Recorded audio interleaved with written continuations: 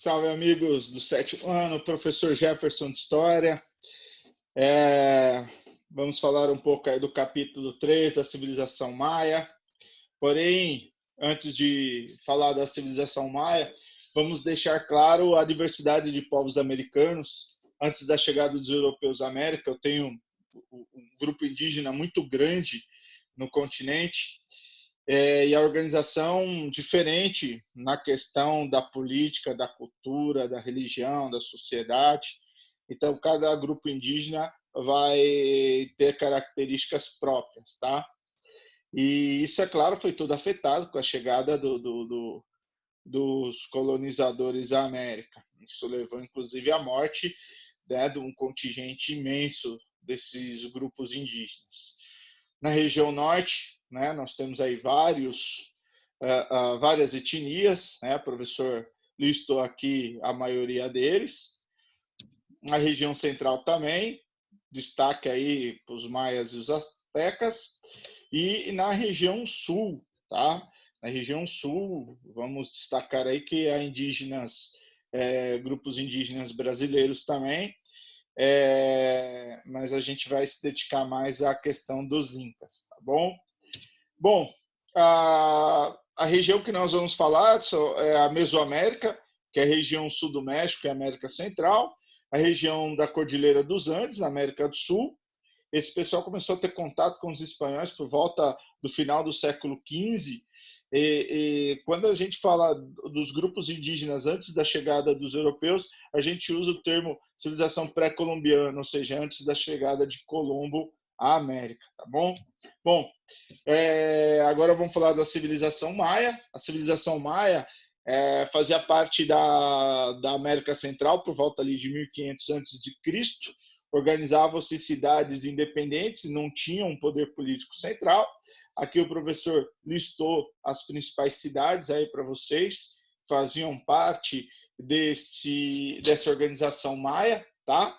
Eram basicamente cidades-estados, né? Cada cidade ali não tinha um poder político central, mas ela se organizava a nível de economia, de sociedade, tá bom? A organização social e política, a sociedade maia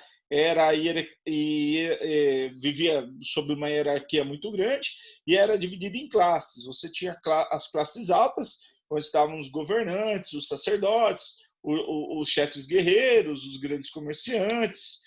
Vamos ter ali o governante, ele tinha um termo, né, chamado Alash, que era o homem verdadeiro, era um cargo hereditário, que governava com o auxílio dos nobres, que administrava eventos religiosos, civis, militares.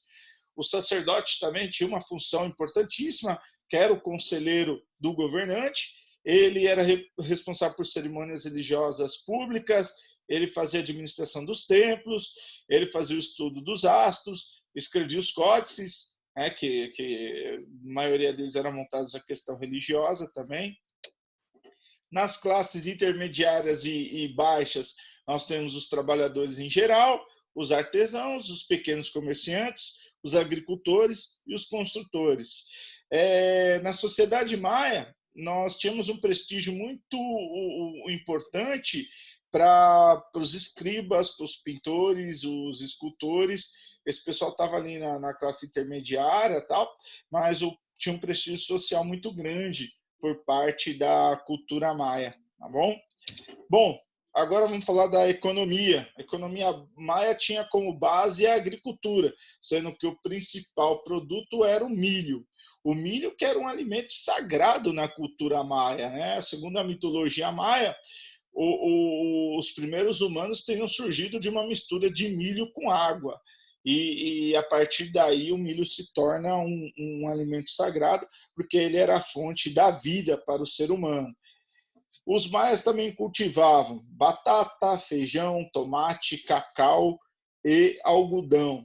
Eles tinham uma tecnologia muito interessante nessa questão agrícola, que era a da rotação de culturas, para alternar o cultivo de diferentes alimentos com períodos de repouso do solo, a fim de evitar a erosão. Então, os maias dividiam o terreno em várias partes e eles cultivavam em algumas, deixavam outras ali em repouso, sendo adubadas e tal, e fazendo isso evitava um desgaste maior do solo para as futuras plantações, tá bom?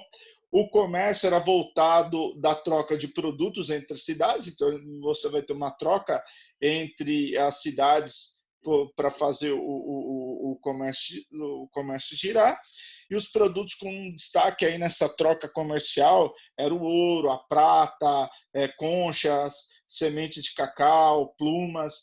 Então, todos esses produtos faziam parte do comércio maia, que envolvia as trocas diretas, tá bom? No desenvolvimento científico, o conhecimento maia era voltado à matemática, à geometria, à astronomia e à engenharia, tá bom? A observação dos astros foi importante para a cultura maia, que a partir daí eles começaram a organizar as atividades diárias, as atividades mensais, as atividades anuais, começaram a organizar a agricultura, cerimônias cívicas, cerimônias religiosas. Também formaram aí um sistema numérico, né, com 3 símbolos. Era comum o uso da concha, que representava o 0, um ponto, que representava uma unidade, e o traço, que representava 5 unidades. E também um sistema de escrita, né, um complexo de escrita muito grande, com mais ou menos 800 sinais. Sinais que podiam representar um som, um objeto, uma ideia.